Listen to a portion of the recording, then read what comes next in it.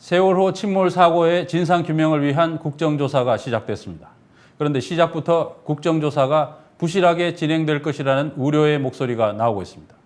진상규명에 필요한 핵심 자료들이 제대로 제출되지 않고 있기 때문인데요. 보고체계의 가장 윗선에 있는 대통령 비서실과 국가안보실 등 청와대 부서들은 야당 국회의원들이 모두 205건의 자료를 요구했지만 지금까지 단 7건만 제출했습니다.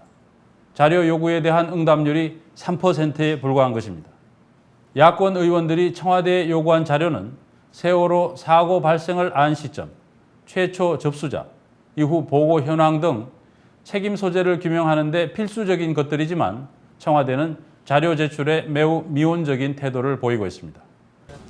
4월 16일 날 9시 31분 안행부에서 청와대 총리실 등 329명한테 세월호 사고 소식을 문자 메시지로 이렇게 전파했습니다.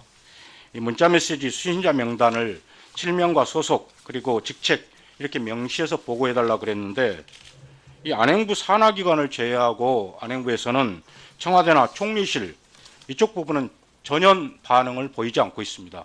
도대체 문자 메시지를 보냈으면은 청와대 누구한테, 총리실 누구한테 보냈는지 이 자료를 내놔야 되는데 전혀 안 내놓고 있거든요. 상황이 이렇게 되자 여야 의원 모두 정부의 부실한 자료 제출을 질타하고 나섰습니다. 저희들은 강제적으로 자료를 조사하거나 할 수 있는 권한이 없습니다. 정부가 자료를 주셔야 그것을 가지고 판단을 하는 것인데 자료들이 제대로 오지 않습니다.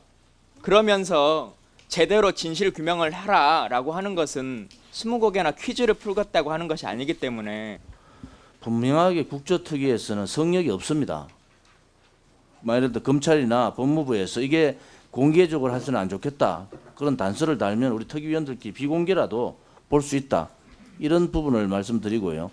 또 그나마 일부 자료를 제출한 정부 부처들도 진상규명의 핵심이 될 만한 자료에 대해서는 검찰이 수사 중인 사안이라는 이유로 제출을 거부하고 있습니다. 수사 중인 이유 하나만으로 이렇게 국정조사위원들에게 제출되지 않는 것에 대해서 조치를 좀 취해 주시기를 다시 한번 요청드리겠습니다. 각 기관에 대해서 저희들은 지금 2번에 걸쳐서 자료 제출에 성실히 응해달라고 요청을 했었는데 이런 부분들 다시 한번 또 수사기관에 대해서 또 점심 중에 요청을 좀 해보겠습니다. 자료 없는 국정조사, 과연 의미 있는 결과를 기대할 수 있을까요? 국정조사를 지켜보는 유가족들은 답답할 따름입니다.